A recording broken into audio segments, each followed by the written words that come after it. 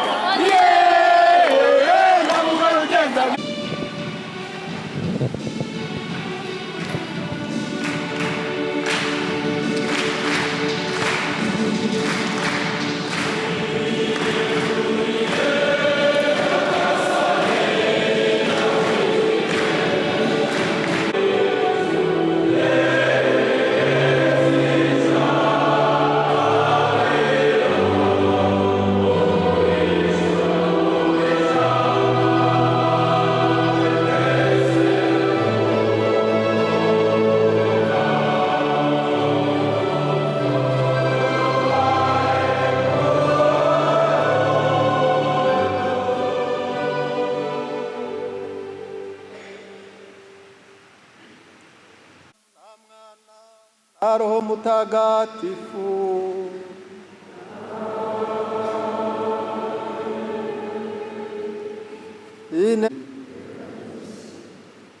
Kuri iki cyumweru cya mbere cy'igisibo muri kiliziya ya Marie Reine Gihundwe, twishimiye kubana namwe abaskuti n'abagide mu muhango wo gutangiza icyumweru cy'ubuskuti mu Rwanda,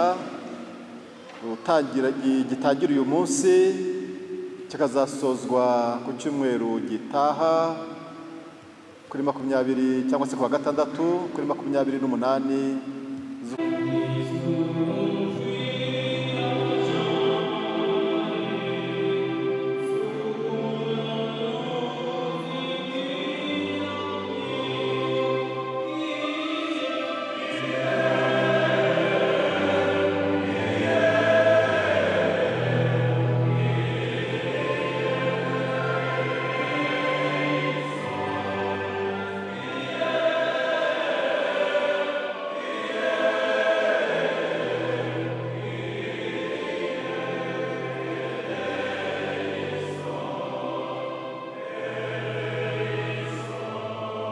Ishobora byose turakwinginze, iyi myitozo y'igisibo cya buri mwaka nidufashe kurushaho kumenya Kristu, kandi imigenzereze yacu myiza igaragaza akamaro adufitiye. W'Imana mubana mugategekana mu bumwe bwa Roho Mutagatifu, uko ibihe bihora bisimburana iteka.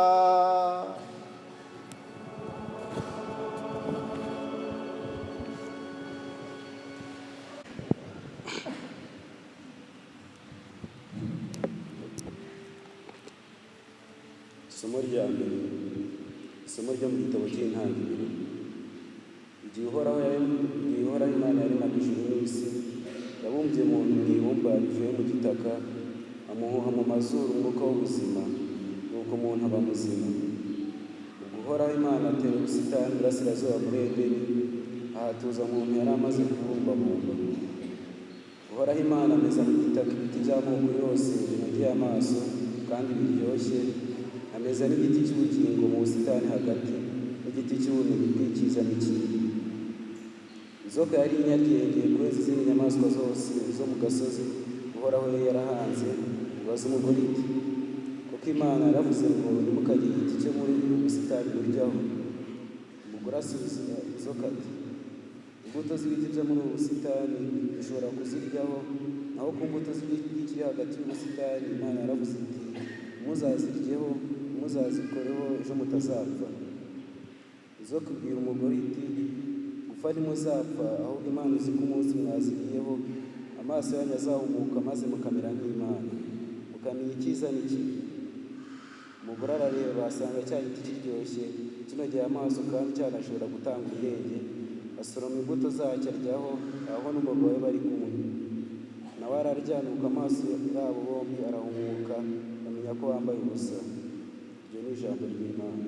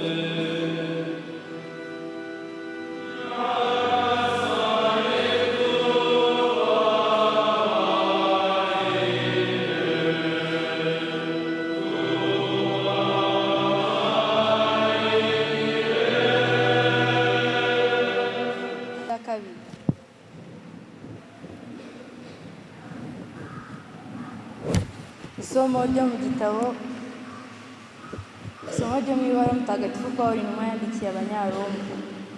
Bavandimwe, icyaha cyanditse munsi gikuruwe n'umuntu umwe, kandi n'urupfu rukuruwe n'icyaha, bityo urupfu rucengera abantu bose kuko bose bacumuye.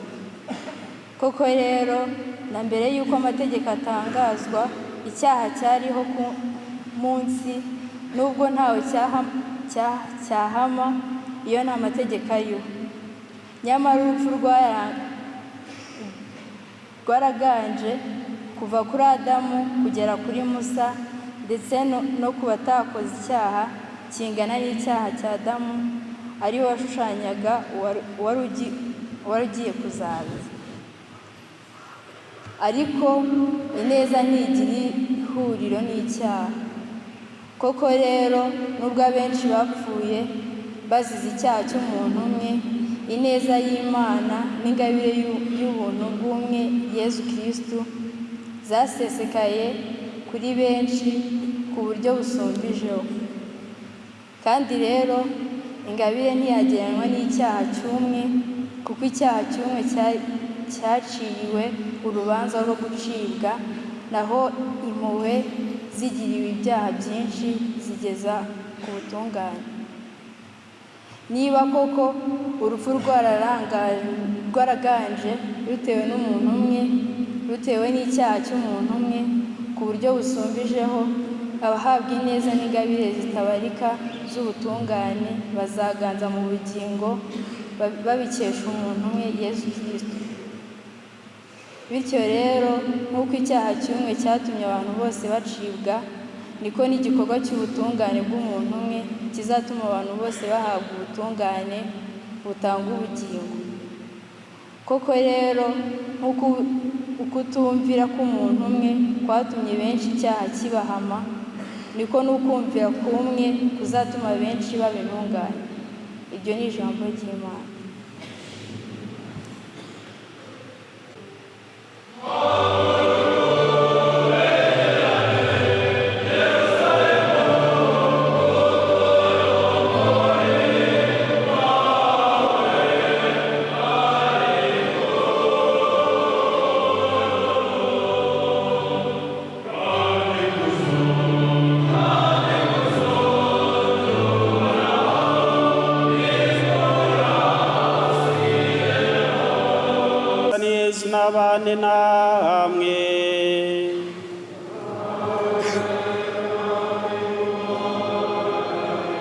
Amagambo yo mu ivanjiri ntagatifu uko yanditswe na Matayo.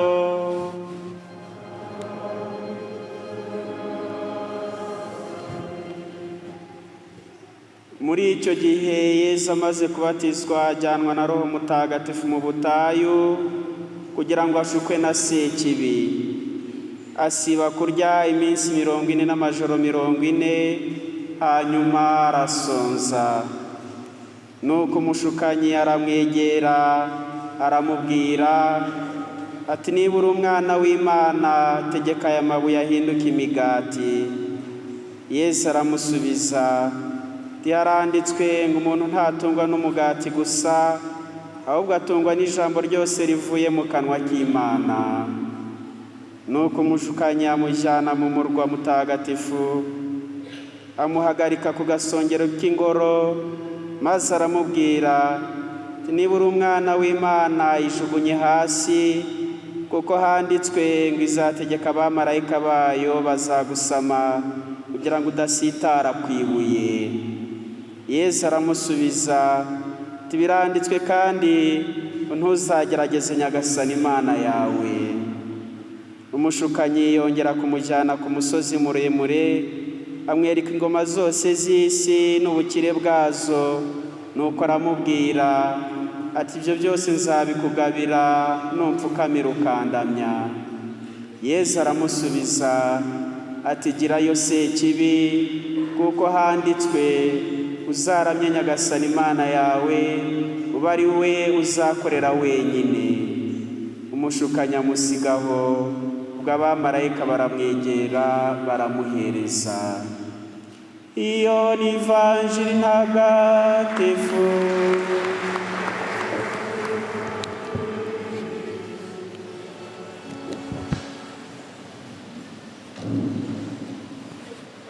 Mwanya tugiye gukurikirana amasezerano y'abavandimwe bagiye gusezeranira umuryango. Turakira amasezerano y'abagide n'ay'abaskuti, turabanza ay'abagide kugira ngo ntumire komiseri w'abagide yigira imbere atuyoborere ayo masezerano, cyangwa undi yabihera ububasha hanyuma aze no kuyakira. Bona komiseri ushinzwe ufite mu nshingano ze nawe araza kutuyoborera y'abaskuti iyo aze kwakirwa na komiseri general.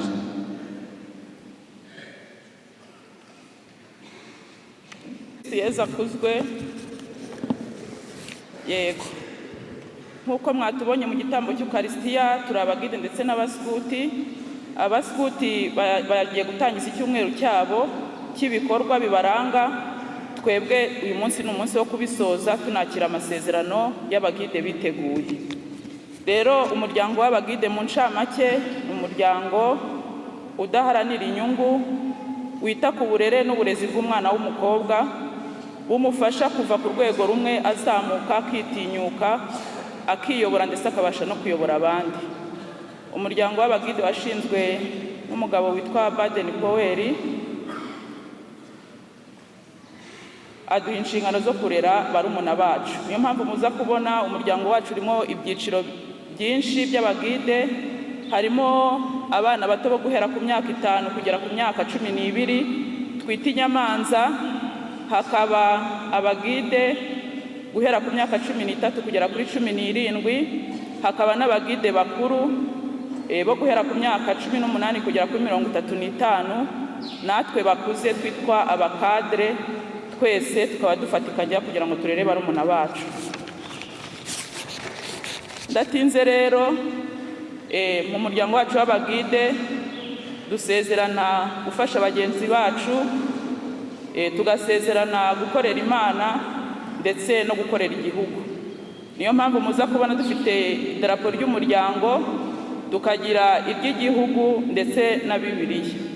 Abafite amadarapo ni wanze bigira imbere bayarambure, umusaseridoti aduhera ibirango, umugisha, ubundi dutangire amasezerano.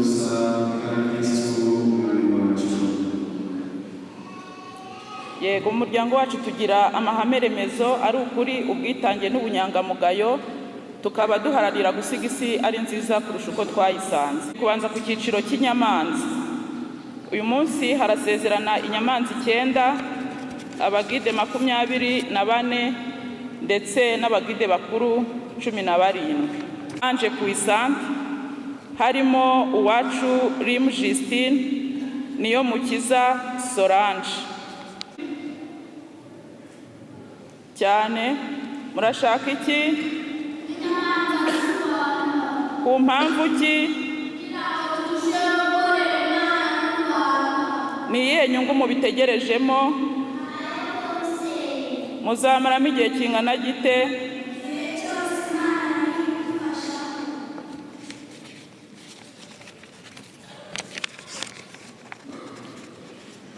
Nimuvuge amategeko y'inyamanza.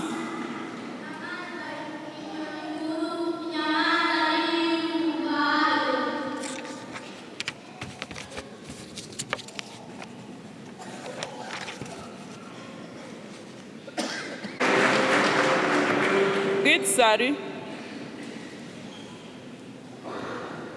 ukuboko kw'imoso kureba ku birango, ukw'iburyo mutere sari.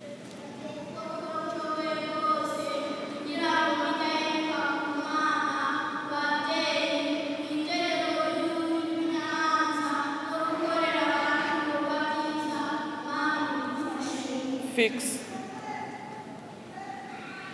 Inyamanza zimaze gusezerana ziregera hirya, abazibyaye muri batisimu bazambike furari, twakire n'abagide turaririmbira hamwe indirimbo yo kwakira amasezerano.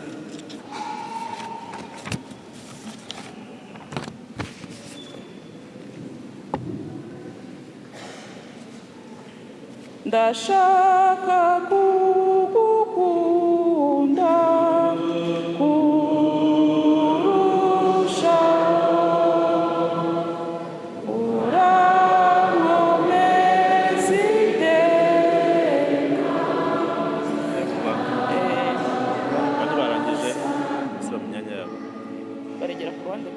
Duhamagare n'abagide kugira ngo twihutishe n'abandi baze kubona igihe.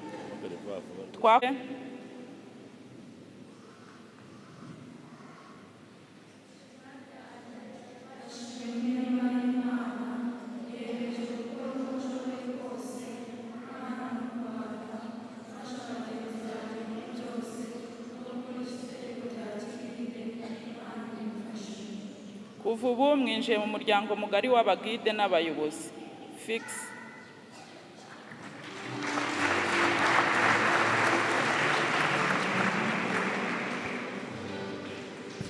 Imbere y'inteko niyemeje kukwihange ubwanjye Nyagasani, ndashaka kugukunda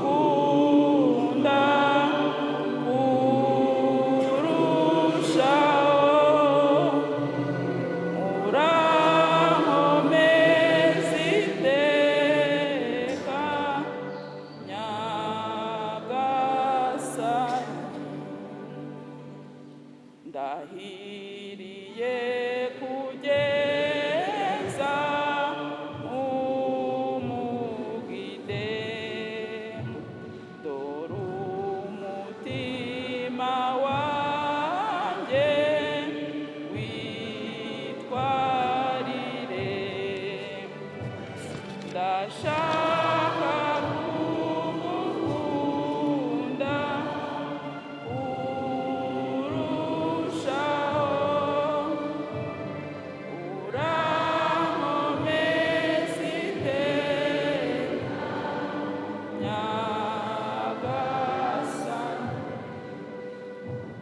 umusaseredoti nadusabira umugisha ubundi bakomeze gahunda. Murakoze.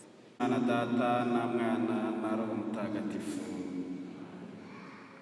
Tubashimire rero, tubakirize amashimwe, basubire mu myanya yabo.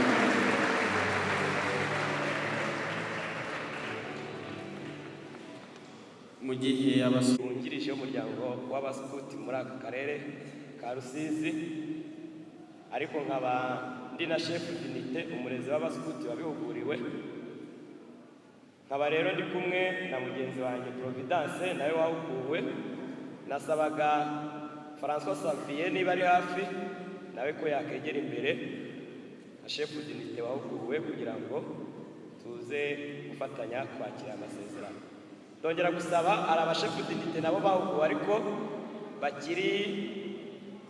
bari muri stage, nabo bakegera imbere hafi hariya kugira ngo bo muri aka karere kacu ka Rusizi kugira ngo nabo baze gukurikirana aya masezerano. Dufite huye hanyuma begera imbere kugira ngo tutaza gutwara umwanya munini.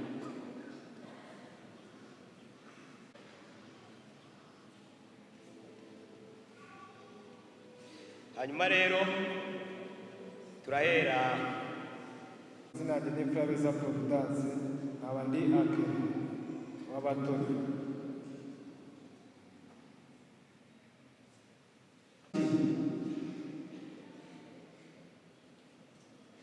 Kubera iki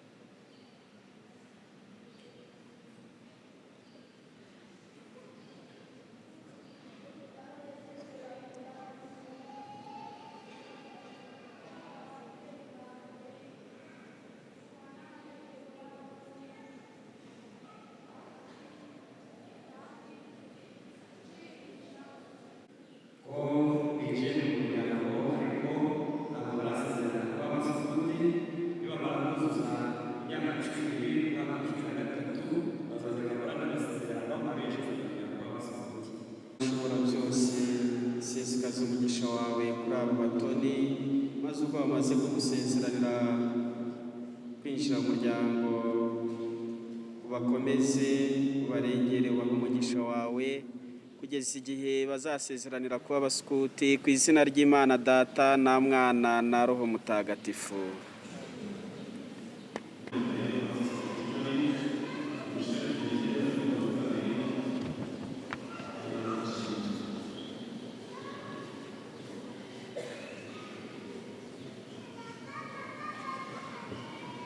Kugira ngo ducunguze uburyo umwete, twese turavuga cyane kandi turi ku murongo umwe. Mugerageze gukora umurongo, biroroshye, turabaskuti yaba baskuti tugiye gusezeranya. Kubera iki? Hari ubundi bukire mutegerejemo? Murumva muzaba baskuti igihe kingana iki? Mwatubwira inshingano z'umuryango w'abaskuti muzivuge.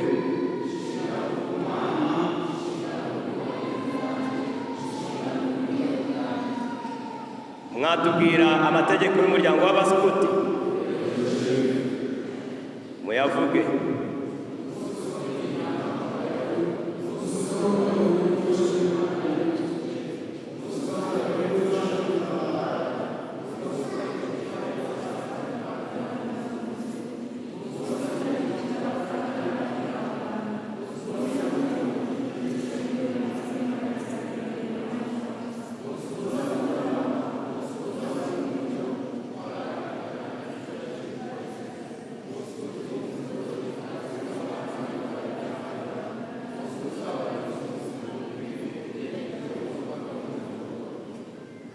mwiyemeje kuzayakurikiza. Hanyuma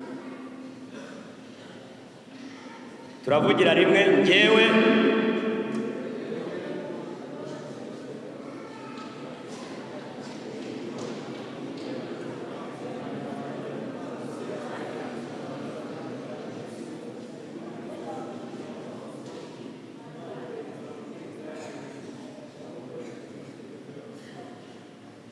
fix. Abakurikiyeho umurongo wa kabiri, skutsariwe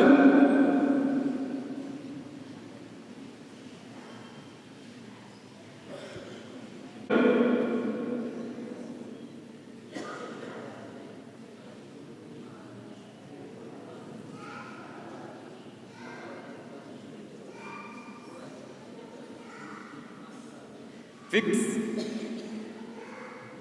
Hanyuma sinzi abashefu d'unité mu ndebere niba ntabacikanywe. Nyuma tugiye gusaba abasasaridoti bahereze ibirango umugisha abashefu d'unité kugira ngo baze guhita badufasha.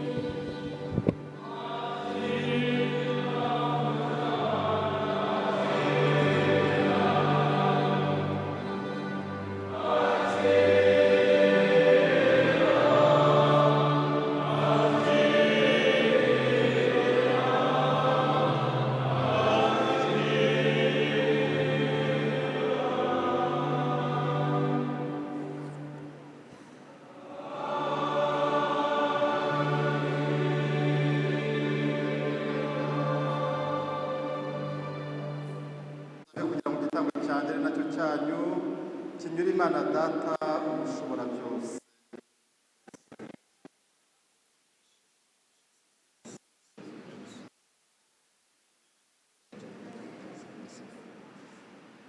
Dusabe. Nyagasani turakwinginze, duhe imitima ibereye aya maturo tuguhereje, duhimbaza intangiriro y'iki gisibo gikwiye kubahwa ku bwa Kristo umwami wacu. Nyagasani Yesu nabane namwe.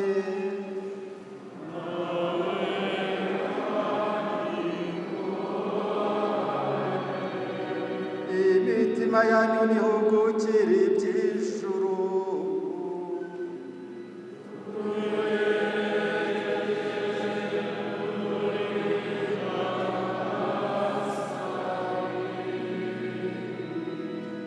Dushimire Nyagasani Imana yacu.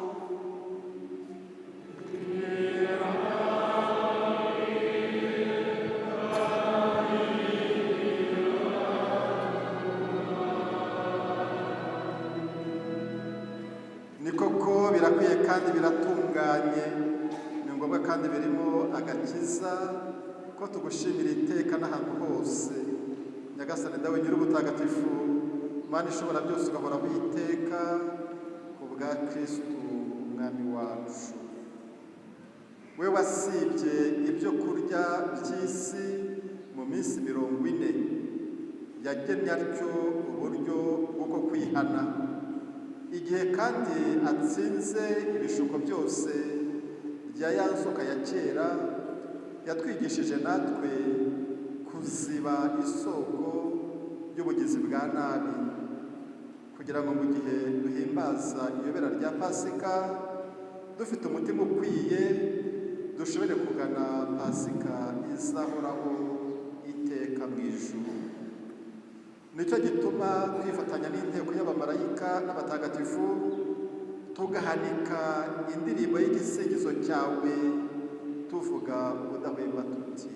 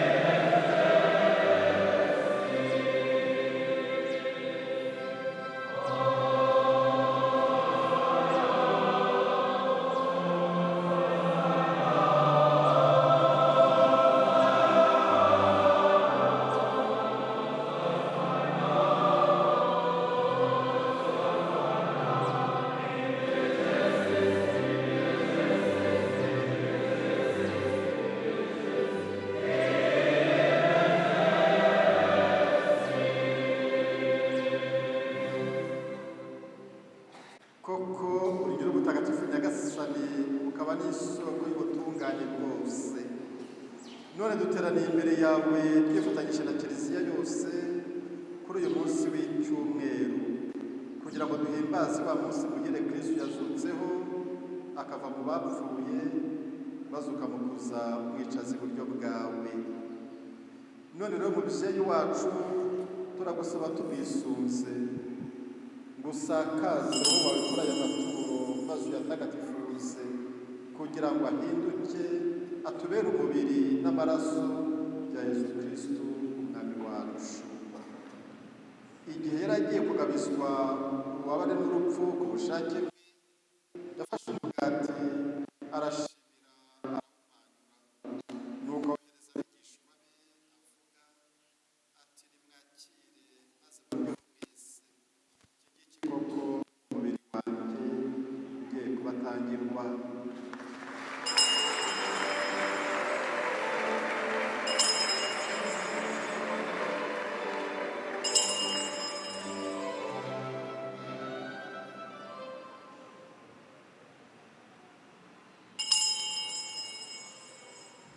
Nk'uko yari amaze kubigenza barangije kurya, afata inkongoro none arashimira, nuko ayihereza abigishwa be avuga ati nimwakire maze munyweho mwese, iyi ngiyi koko ni inkongoro y'amaraso yanjye y'isezerano rishya kandi rizahoraho iteka, agiye kumenerwa mwebwe n'abandi bose kugira ngo mugirirwe imbabazi z'ibyaha. Ibi mujye mubikora mu rwibutso rwanjye.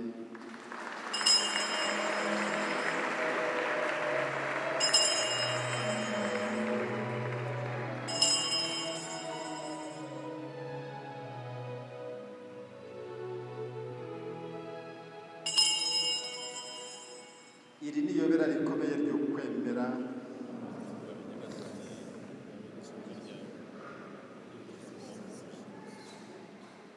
None rero Nyagasani, mu gihe twibuka urupfu n'izuka by'umwana wawe, tugutuye uyu mugati utanga ubugingo hamwe n'inkongoro y'umukiro, tugushimira ko watumye tuberwa no kugushengerera tukaguhereza aya maturo, kandi turakwinginga twiyoroheje ngo twebwe abasangira umubiri n'amaraso bya Kristo, Roho Mutagatifu aduhuze ubumwe.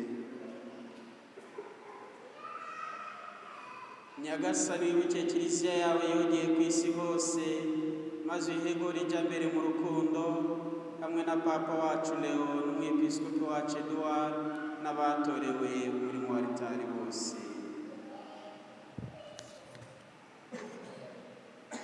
Kandi ababyeyi abagira neza, inshuti n'abavandimwe bacu bapfuye bafite ubwizere bwo kuzazuka, hamwe n'abandi bose bapfuye usanzwe ufitiye impuhwe, maze ubabwirire gutuka.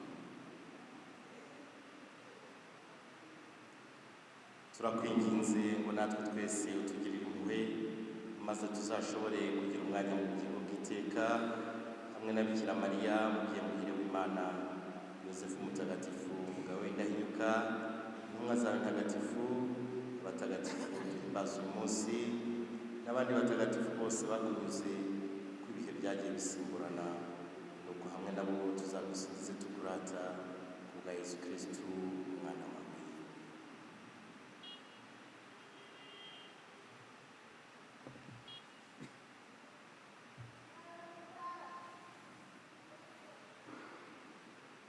Nawe Mana ishobora byose, icyubahiro cyose n'ikuzo ryose ubishyikirizwa na Kristo, ukabihabwa hamwe nawe, ukabiherwa muri we, mu bumwe bwa Roho Mutagatifu, uko ibihe bihora bisimburana iteka.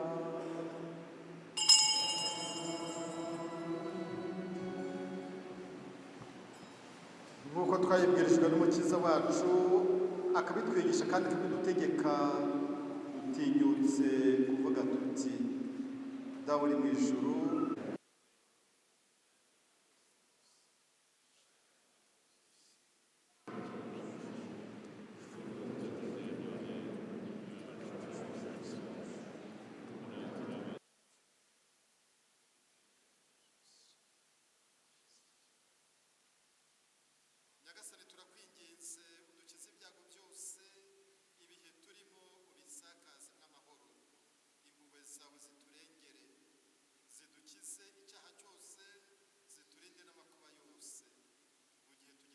y'amizero mahire no kuza k'umukiza wacu Yesu Kristo.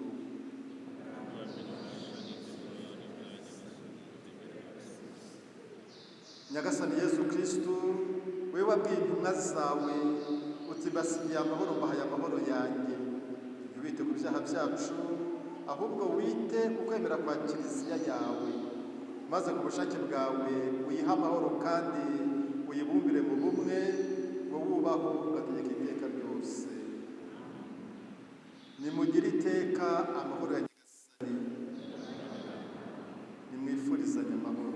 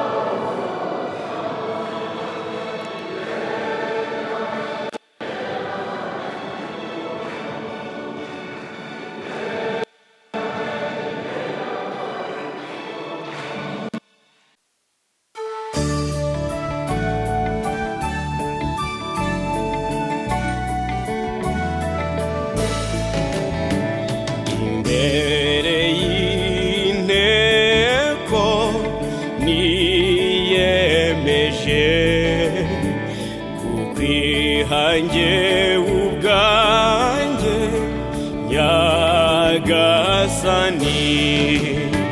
ndashaka kugukunda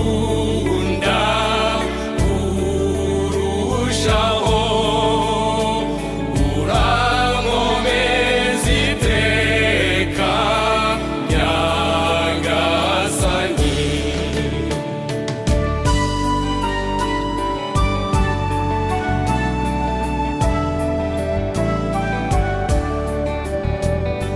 ndahiriye kugenza nk'umuskuti dore umutima wanjye witwarire ndashaka kugukunda kurushaho urankomeza iteka nyagasani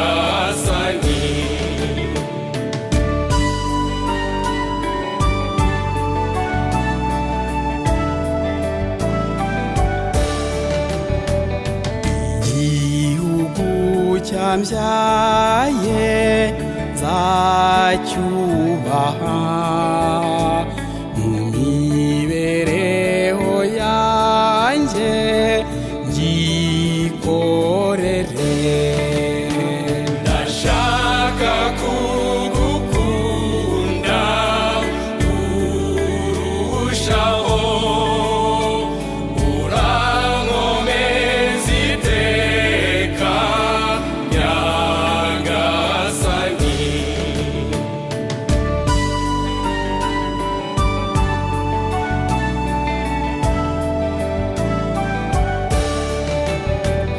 umwe mu ntumwa zawe buri munsi zafasha abandi bose kubera wowe ndashaka kugukunda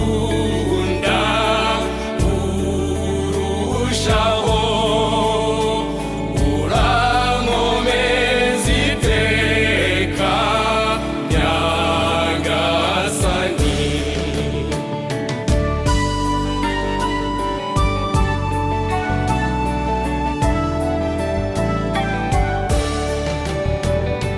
itegeko watanze turyubahe umunyantege nkeya uzamfashe ndashaka kugukunda kurushaho urankomeza iteka nyagasani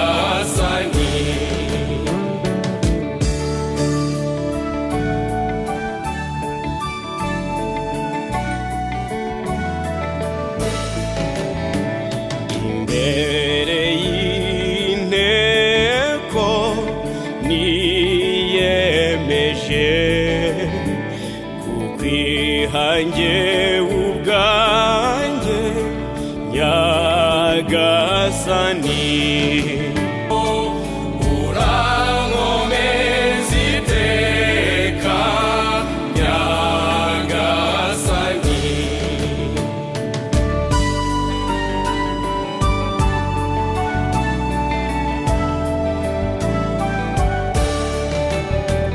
umwe mu ntumwa zawe buri munsi zafasha abandi bose kubera wowe ndashaka kugukunda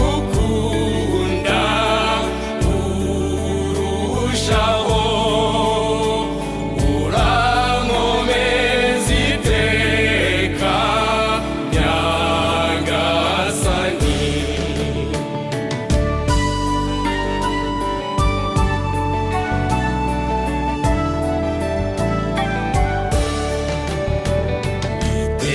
tegeko watanze turyubahe umunyanege nkeya uzamfashe